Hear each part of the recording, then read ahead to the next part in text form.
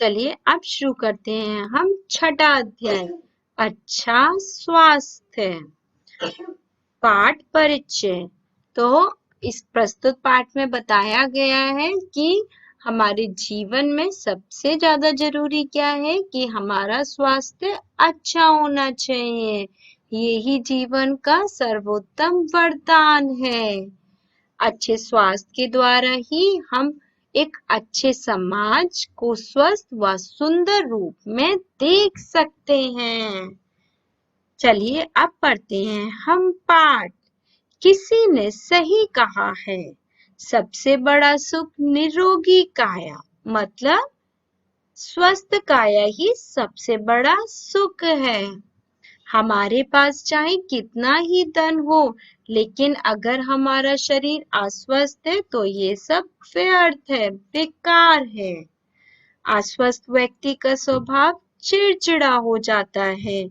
उसे किसी भी काम को करने में कोई भी आनंद नहीं आता है, न खेलने में, न कूदने में, न पढ़ने में, न लिखने में। शरीर स्वस्थ हो तो मन भी स्वस्थ और प्रसन्न रहता है। अब प्रश्न उठता है कि हम स्वस्थ कैसे रहें? बच्चों, स्वस्थ का आधार है स्वच्छता। गंदगी से हमारे कीटाणु फैलते हैं, जिससे कि हम अस्वस्थ हो जाते हैं। हमें प्रातः जल्दी उठना चाहिए व स्नान करना चाहिए। पसीने और धूल मिट्टी से हमारे शरीर के जो रोम छिद्र होते हैं वो बंद हो जाते हैं। जिस प्रकार हम नाक से सांस लेते हैं, उसी प्रकार हमारी त्वचा भी इन रोम छिद्रों से अंदर की गंदगी बाहर निकालती है और शुद्ध हवा भीतर लेती है। स्नान करने से सारी गंदगी धुल जाती है, हमारे रोम छिद्र खुल जाते हैं। इसलिए स्नान करने से हमें बहुत तरोताजा महसूस होता है। स्नान के बाद हमें धुले हुए वस्त्र पहनने चाहिए। हमारी आंखें बड़ी नियामत हैं। गंदे हाथों से इन्हें कभी भी नहीं मसलना चाहिए। दिन में हम 2-3 बार ठंडे पानी के छींटे लगाकर अपनी आंखों को धोना चाहिए। किताब को कभी भी पास से लेटकर नहीं पढ़ना चाहिए, इससे हमारी आंखों पर जोर पड़ता है। बहुत देर तक लगातार टीवी नहीं देखना चाहिए, इससे आंखें कमजोर हो जाती हैं। दूर आकाश को, तारों को या हरियाली को निहारने से आंखों का व्यायाम हो जाता है। इसी तरीके से दांतों की स्वच्छता भी बहुत जरूरी है। मीठी और चिपचिपी चीजें दांतों की दुश्मन होती हैं। चॉकलेट, मिठाई, ये सब खाने के बाद हमें तुरंत ही कुल्ला करना चाहिए और हमें ब्रश सोते समय और सुबह उठते ही करना बहुत जरूरी है, जिससे कि रात भर जो दांतों में गंदगी जमा हो जाती है तो वो हमारी साफ हो सके। अगर हम अपने दांतों को साफ नहीं करेंगे तो ये जो गंदगी होगी वो खाने के साथ हमारे पेट में चली जाएगी, जिससे कि रोग हो जाते हैं। हमें अपने आसपास की स्वच्छता पर भी ध्यान देना बहुत जरूरी है, क्योंकि मक्खियां और मच्छर उस पर बैठते हैं। खाने से पहले और बाद में हमें अच्छी तरीके से हाथों को धोना चाहिए। नियमित रूप से हमें हाथों के नाखून को काटना चाहिए। बड़े हुए नाखूनों में गंदगी घुस जाती है, जिससे कि भोजन के साथ वो हमारे पेट में चली जाती है। स्वच्छता के बाद स्वस्थ रहने के लिए आवश्यक है पौष्टिक भोजन।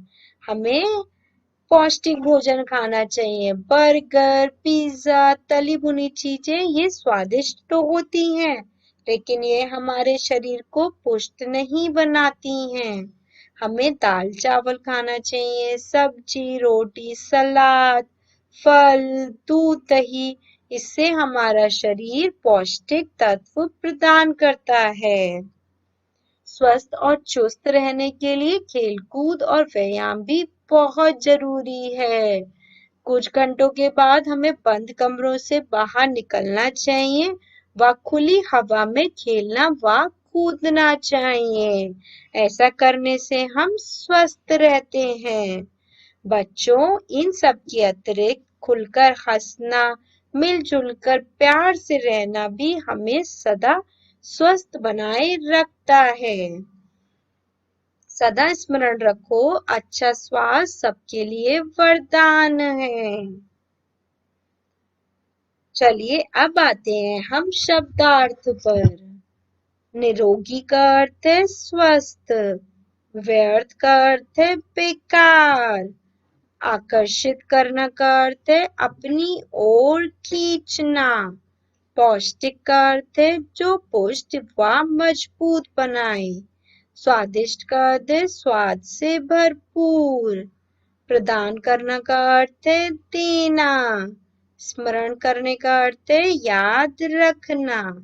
चलिए अब आते हैं हम अभ्यास कार्य पर। इसमें हमें पहले में शुद्ध उच्चारण करना है।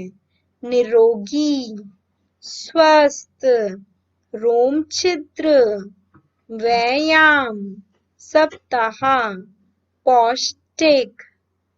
चलिए अब आते हैं हम दूसरे पर। इसमें हमें सही विकल्प को चुनना है।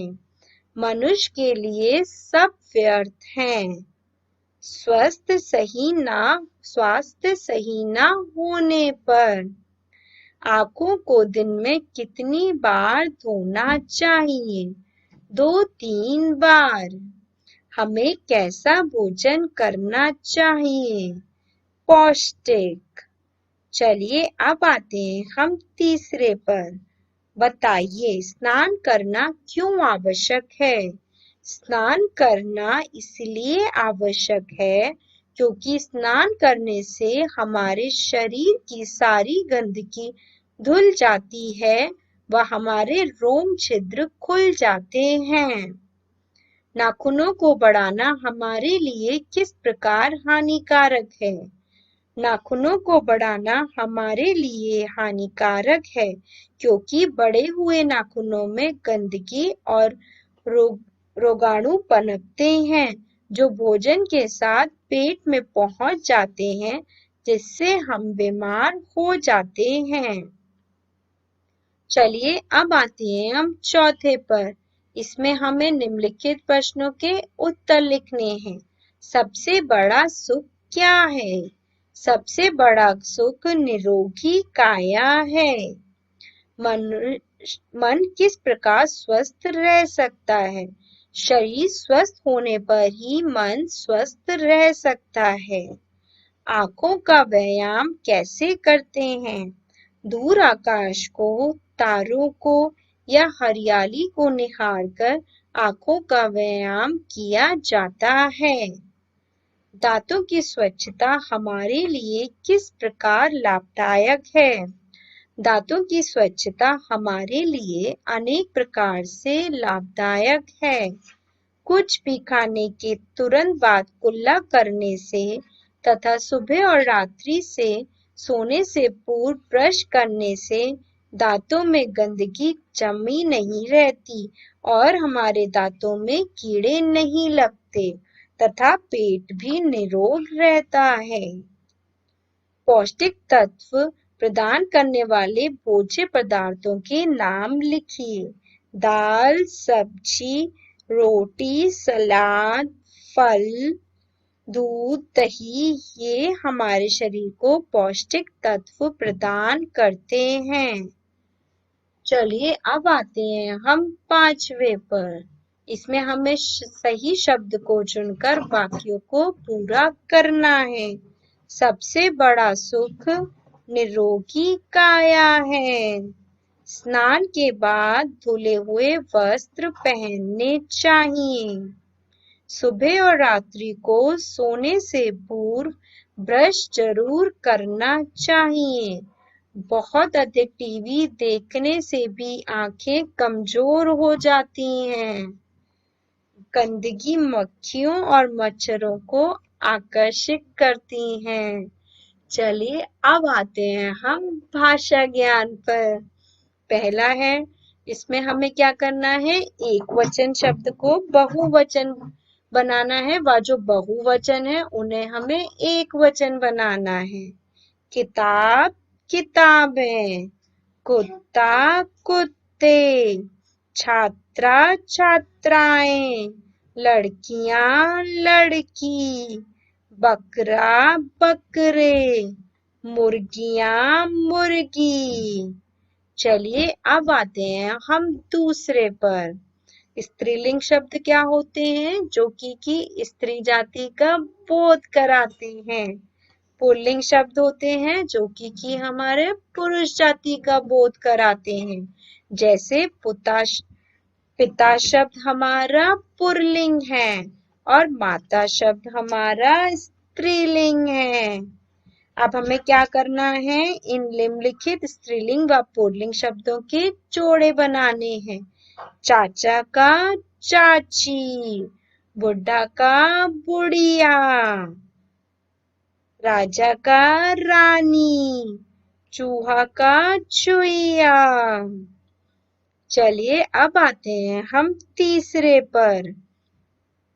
इसमें हमें पढ़ना है, समझना है और लिखना है। ये आपको स्वयं करना है। चलिए अब आते हैं हम क्रियात्मक कार्य पर। इसमें हमें निम्नलिखित चित्रों को देखना है और बताना है कि इनमें कौन कौन से कार्य सही हैं व कौन से कार्य गलत हैं। ये आपको स्वयं करना है।